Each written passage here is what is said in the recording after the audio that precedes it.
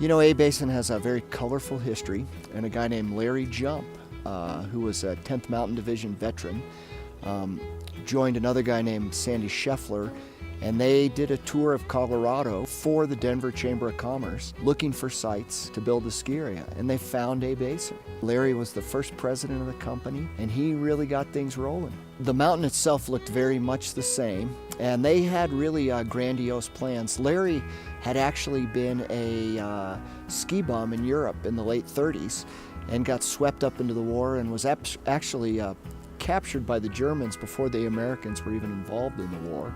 But he knew all about skiing, and he had these grand visions for Arapahoe Basin.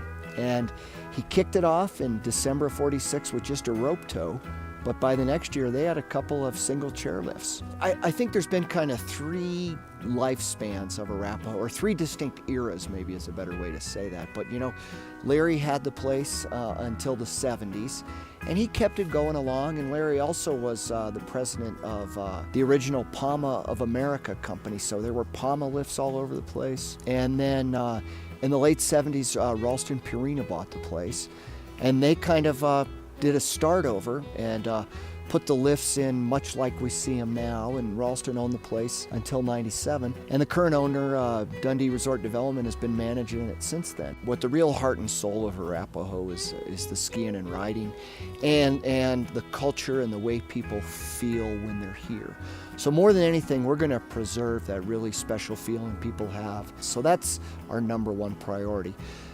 That said, we're going to keep doing things to try and improve the skiing every step we can. We just have a new master development plan process we're working on, and we're going to try and add some skiing out in the Beavers to the west of us. We're going to keep trying to make the buildings and the lodges work better, but really more than anything, we're going to keep the skiing and the riding pure. There is nothing like A Basin anywhere. There's a lot of great ski areas and resorts around the world, but there's nothing like Arapahoe Basin.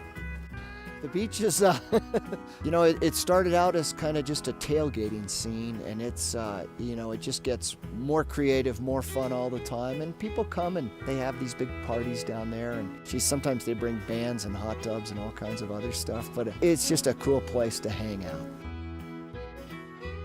What used to be a secret and is not so much of a secret anymore, this is a great place for people to learn how to ski, and you see so many locals here with their kids. We're still small enough that everybody funnels right back to the base area. It's easy to stay together. It's easy to get together later.